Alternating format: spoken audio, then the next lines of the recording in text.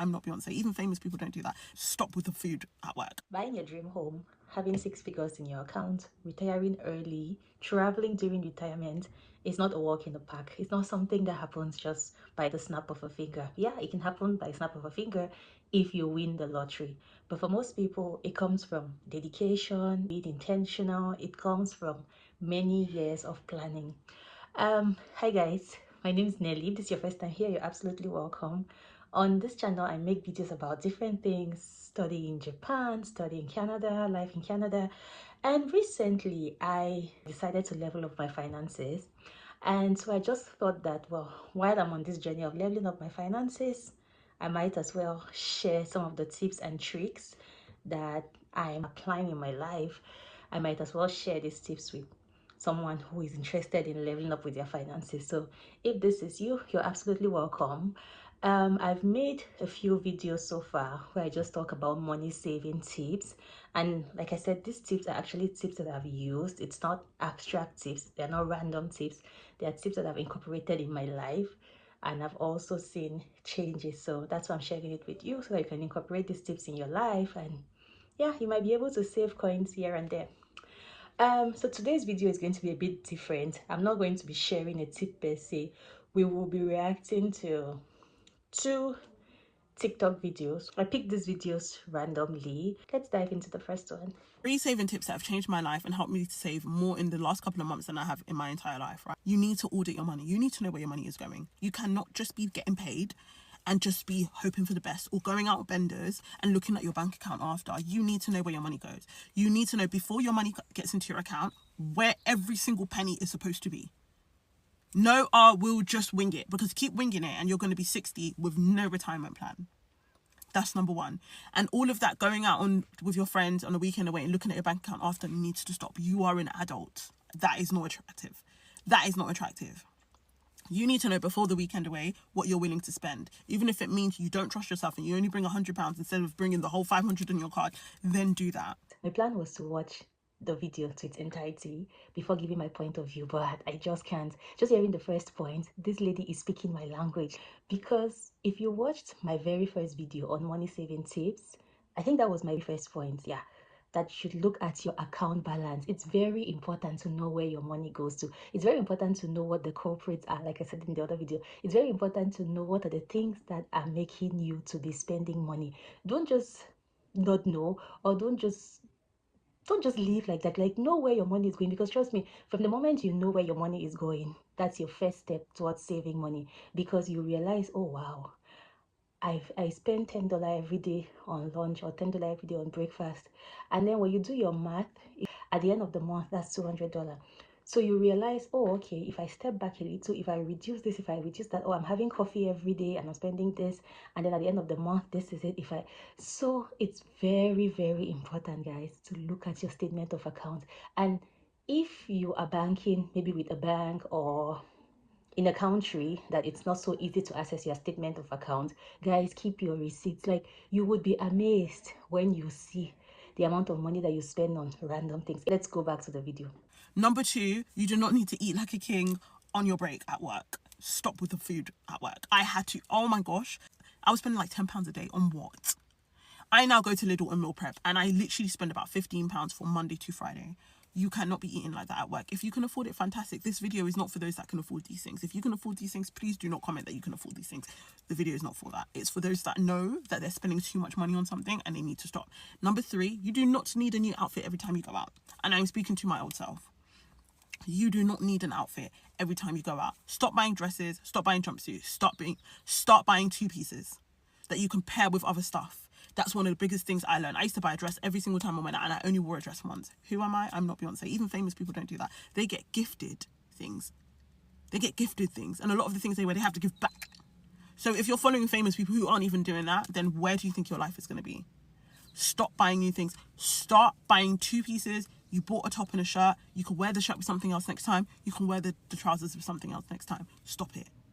So those are my 3 things. Number 1, watch where your money's going. Like a hawk, like a naughty child. You need to keep an eye on that. Number 2, you do not need to eat like a king on your break. And number 3, you do not need to buy a new outfit every single time. Okay, bestie? You don't. I don't buy food at work because I find that it's a lot cheaper these days if you're making your food at home. If you go to the store, you buy your things. For instance, me, I like to take a wrap to work like maybe twice in a week. If you buy your tortilla wraps, you buy your veggies, you buy your chicken breasts, you grill them by yourself, you would realize that you would not spend up to the amount of money that you spend when you buy this lunch from out. And guys, if you're going to be saving money, if you're thinking of like reducing your expenses, for sure you have to also think of cutting some of these things.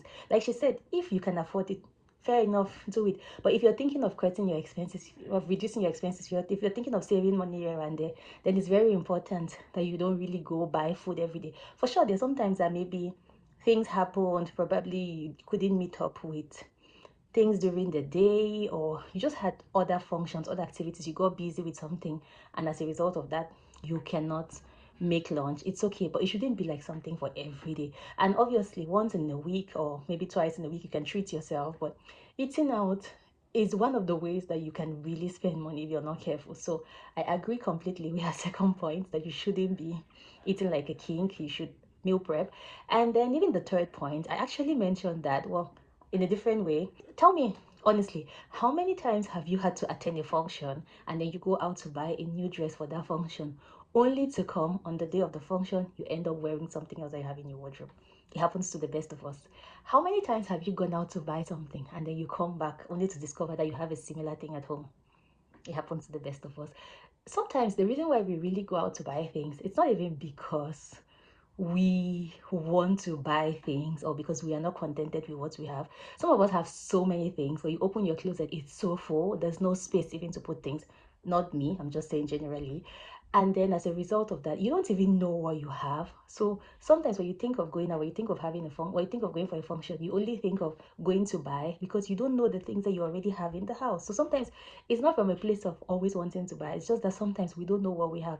So that's why I'm encouraging that before you go out to get something new, to buy a new outfit, just try to look at the things you have. Like, I challenge you to take the time, maybe take one Saturday, or, well, since the season is going to be changing soon, yeah, I'll encourage you to do that. Look at the things that you have, go through them, look at the ones that you can still keep, look at the ones that are no longer your size, look at the ones that are no longer your style, and just have a good idea of the things that you have. Put them in places that you can easily see. If possible, take pictures even of the things you have, because it's very important to know what you have. That way it also informs your decisions when you're going to buy things. You know that, okay, I have green tops, I just need to buy black pants, or I have this. Like, it gives you a good idea of what your shopping should be or what you should shop even before you go to shop. So yeah, I'm a firm believer of not buying clothes often, seeing the things that you have first before going out to buy new clothes. So let's go to the second video. I'm loving the way this first video is going. I read somewhere that your budget should act like your mom that tells you you're going to get this after I get that grade, or that there's food at home. So welcome to day 7 of Finance Maths. It's Boxing Day, so I believe we're all done with all our holiday spending and it's time to create that 2025 budget. First step is to know your expenses. If you don't know your expenses, you can't budget for it. Then the next step is to categorize your expenses into non-avoidable expenses or negotiable expenses.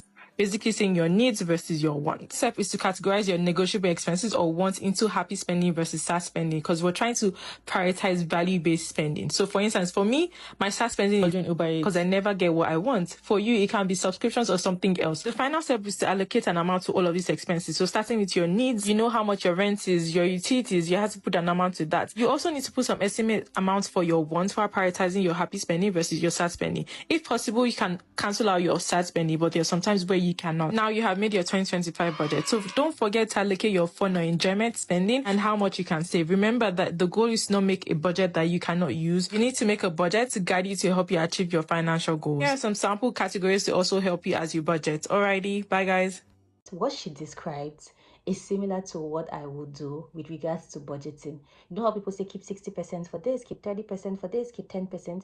I'm not really one to do all of that. So the very first thing is that I group them into 4 categories.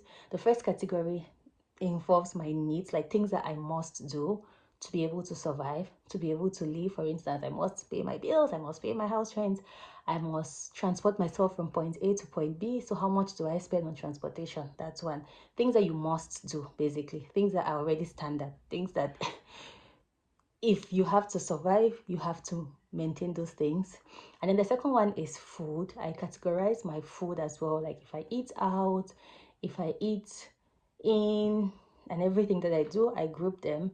The third one is my entertainment, the amount I spend on entertainment, the things that I do actually with regard to entertainment, I list them all out. And then the fourth one has to do with savings. Over time, I just revisit this list to see if there are things that I could do to reduce the amount of money that I spend and to increase my savings. Just doing that, some of the things I've spoken about in previous videos, people have actually spoken about those. It means that it's working, and it means that we too can incorporate it. So guys, tell me how you feel about this video. Tell me how you feel about the things that were discussed. Are they things that you have tried before, or do you just don't agree with that? I would really love to know. Yes guys, thank you so much for staying tuned with me. If there's any video that you want us to react to, you can send it to me on Nellis_life on Instagram, or you can send it to me on Facebook on Nellis Life as well. And I would love to see them so that we can react to it together. Guys, I would love to read your comments in the comment section as well. Thank you so much for staying tuned with me. See you in my next video. Goodbye.